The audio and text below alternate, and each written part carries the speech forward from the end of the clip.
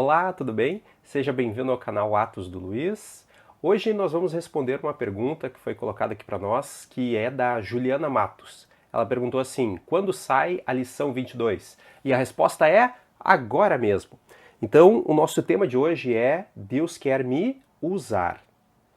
Então, Deus tem um propósito para cada um de nós e Ele quer usar a nossa vida. E na nossa lição nós vamos explicar o porquê Deus quer me usar e como Ele vai me usar. Então, todos nós que acreditamos em Deus, nós precisamos estar disponíveis para Ele, para que Ele possa usar a nossa vida. E agora a gente vai ver algumas maneiras de estar disponível para Deus. Uma delas é adquirindo conhecimento bíblico. Então, aqui uma dica é: leia a Bíblia diariamente. Assim como o nosso corpo carnal precisa de alimento para sobreviver, o nosso corpo espiritual também precisa de alimento. E o alimento é a palavra de Deus. Essa palavra nos serve como o alimento diário, o alimento que cada dia nós devemos buscar. Então, ler a Bíblia precisa ser um hábito constante da nossa nova vida em Cristo. Se antes eu não gostava de leitura, agora a leitura faz parte, porque é através da leitura que eu vou adquirir esse alimento. E também eu posso usar vários recursos para isso. Eu posso ouvir áudios da Bíblia, eu posso ver vídeos que falem sobre a palavra, eu posso buscar cada vez mais conhecer a palavra, estudar, eu preciso buscar conhecer livros sobre a palavra, comentários bíblicos, bíblias de estudo e a própria palavra em si. Lembrando que a palavra ela precisa ser revelada pelo Espírito Santo. E o Espírito Santo habita em todo aquele que crê em Jesus. Todo aquele que recebe o Filho de Deus acaba recebendo de presente o Espírito Santo. Então, a Bíblia ela é parte importantíssima da nossa vida com Cristo. Nós precisamos diariamente conhecer ela, ler, meditar. A ideia de meditar é como se a gente pensasse na vaquinha que está lá no campo. A vaca ela está comendo pasto e aí depois de comer bastante pasto, ela fica ruminando. Né? O que é isso? Esse pasto que ela engoliu, ela fica trazendo ele de volta à boca, mastigando de novo e engolindo de novo. E assim ela fica nesse processo por um longo tempo. Essa é a ideia de ruminar a palavra. A palavra entra na minha vida e aí eu fico pensando sobre ela, eu fico refletindo, eu fico buscando meios de aplicar essa palavra na minha vida.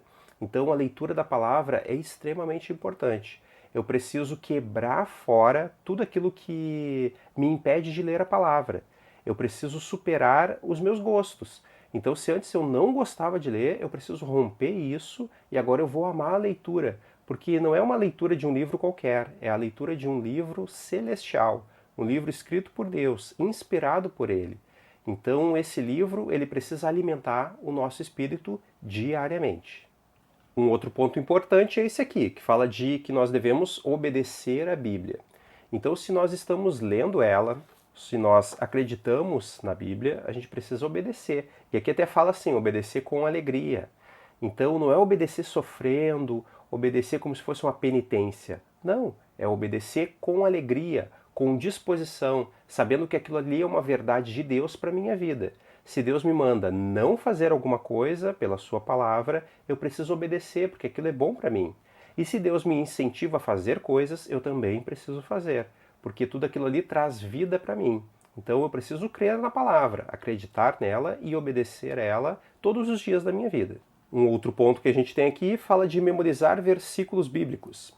Então, quando eu memorizo a palavra de Deus, eu guardo ela dentro de mim. É como se eu tivesse um depósito e nesse depósito eu vou guardando esses versículos.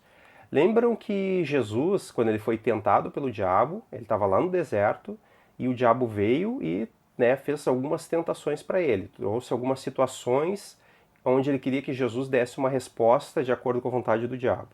Jesus usou a palavra para rebater a toda a tentação que o diabo lançou sobre ele. Quando o diabo falou para ele transformar as pedras em pães, Jesus falou que nem só de pão viverá o homem. Isso Jesus tirou da palavra. Então, nos meus confrontos com Satanás, com os demônios, nos meus confrontos com as pessoas que tentam questionar a minha fé, eu preciso estar cheio da palavra. Eu preciso conhecer a palavra e guardar versículos bíblicos, memorizar esses versículos vão me ajudar a acabar com todo ataque do inimigo. Porque se o inimigo me ataca, eu tenho uma resposta, eu tenho uma defesa, eu tenho algo que vai me proteger de toda a mentira do diabo. Então eu preciso conhecer a palavra, preciso memorizar. Às vezes, aonde a gente está, a gente não tem a palavra disponível. Eu não posso pegar uma Bíblia, às vezes, em algum momento ali, mas se eu tiver a palavra decorada, né, essa palavra decor, ela tem a ver com decoração, ela está dentro do meu coração. Então, se eu tenho a palavra ali, eu vou poder usar ela. E tem um versículo na Bíblia que diz que um pai de família é como alguém, né, que ele tem um tesouro onde ele vai tirar coisas velhas e coisas novas de dentro desse tesouro. Então ele vai acessar tudo aquilo que está depositado no coração dele. Então quanto mais eu conheço da palavra, mais eu tenho depósito dela, melhor eu vou poder usar esse depósito.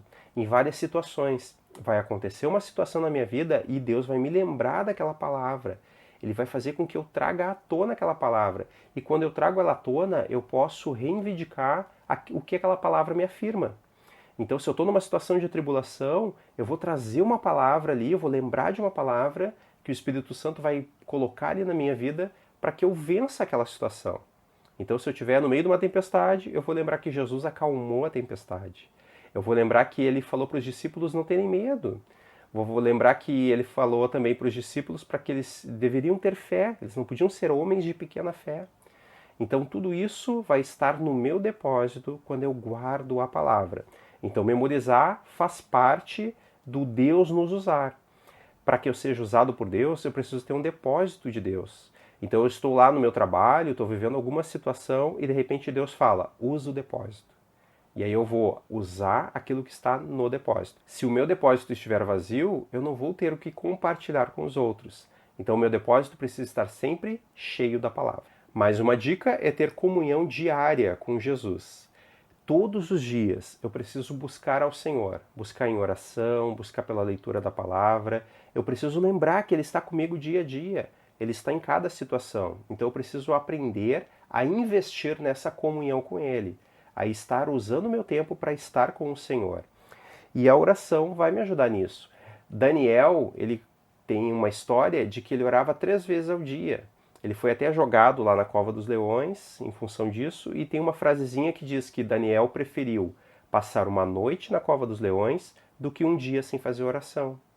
Então essa era a comunhão que Daniel tinha com Deus. É uma comunhão que nós precisamos ter também.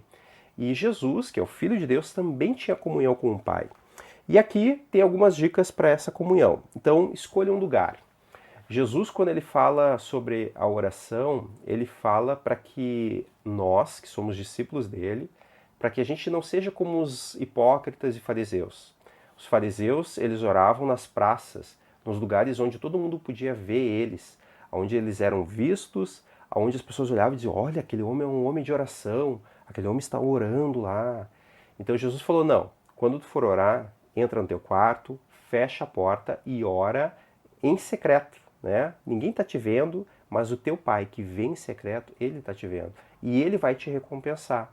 Então a nossa oração, ela não é para aparecer para as pessoas. Tem um povo que ele tem a cultura de orar com a testa apoiada no chão. E esse orar com a testa apoiada no chão produzia um calo aqui na testa. E alguns homens, para demonstrar que eles tinham muito tempo de oração, eles calculavam esse tempo de oração pelo tamanho do calo, pelo tamanho da marca que tinham aqui.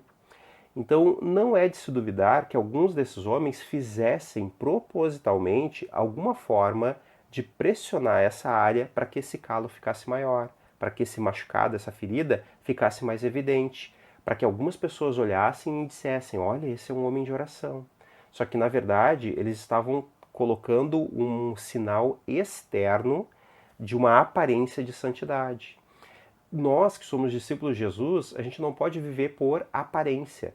A gente precisa viver por realmente ter um coração de adoração, um coração que ora, um coração que busca a Deus.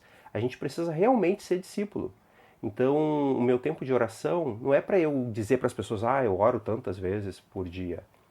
Tantas horas por dia eu passo orando. Não, a minha oração é para buscar a Deus, para ter comunhão com Deus e para ser usado por Deus. Então eu preciso investir nesse tempo de oração e não falar para ninguém. Não preciso dizer para ninguém. Eu preciso ser um discípulo de Jesus no meu quartinho, sozinho. Por quê? Porque Deus que está me vendo em secreto, Ele vai me recompensar e não as pessoas. Outro ponto que diz aqui é decidir um horário, tá? Então é importante a gente ter um horário de oração. De repente a gente tem um horário fixo de oração, alguns minutos ali que você consiga orar, algum tempo que você consiga. E até tem um detalhe interessante. Lá em Ezequiel 47, fala sobre um anjo que está lá com o profeta, e esse anjo sai medindo as águas. E essas águas dão medidas diferentes. Então a primeira medida da água, ela bate no tornozelo do profeta, a segunda medida bate no joelho, a terceira medida bate na cintura, e depois disso, né, a quarta medida lá é um rio que ele já não pode dar pé, ele é um rio que leva ele. Eu vi um pastor lá, ele já é falecido, mas era um pastor lá da maior igreja do mundo, da Coreia do Sul. Esse pastor ele fez uma comparação dessa medida do rio com o nosso tempo de oração. Ele disse que se eu passo 10 minutos orando ou lendo a palavra, é como se fosse essa água batendo no meu tornozelo. Se eu passo lá 30 minutos de oração em palavra, é uma água batendo no joelho. Se eu passo 1 hora de oração em palavra, é uma água batendo na cintura. E se eu passo mais de 1 hora nesse processo de oração em palavra, é um rio que eu não dou pé. Esse é o rio que Deus quer que a gente entre. Um rio aonde Ele nos conduz, aonde Ele nos leva de acordo com a sua vontade. Só que essa oração de mais de 1 hora não é para uma vez por mês, nem uma vez por semana, né? Mas ela é diária.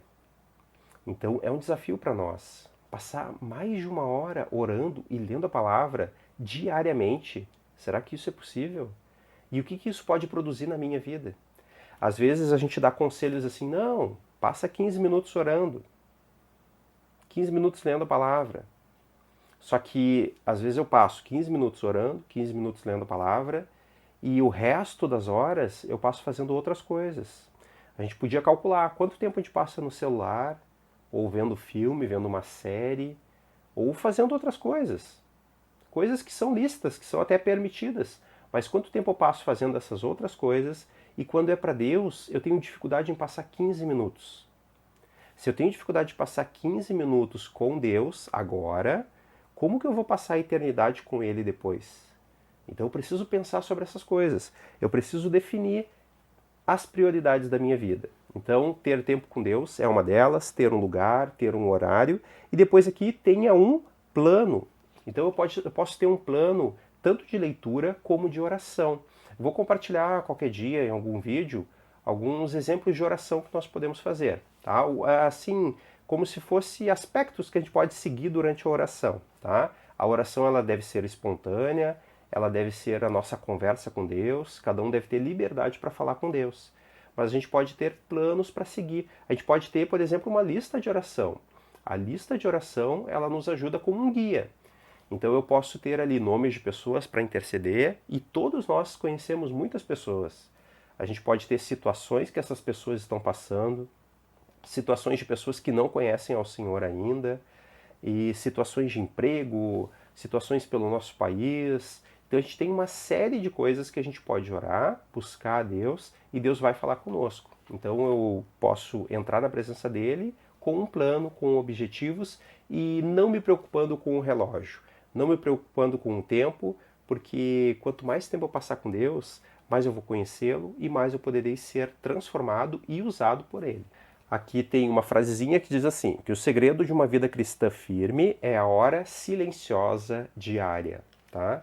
O que é essa hora silenciosa? Seria esse momento que eu estava falando antes, de buscar a Deus, buscar conhecer a sua vontade, de buscar conhecer mais a sua palavra. A palavra tem que ser entendida por revelação, é no momento da oração que eu vou pedir revelação da palavra. Então eu vou pedir revelação e aí eu vou ler a palavra para que Deus me dê a revelação.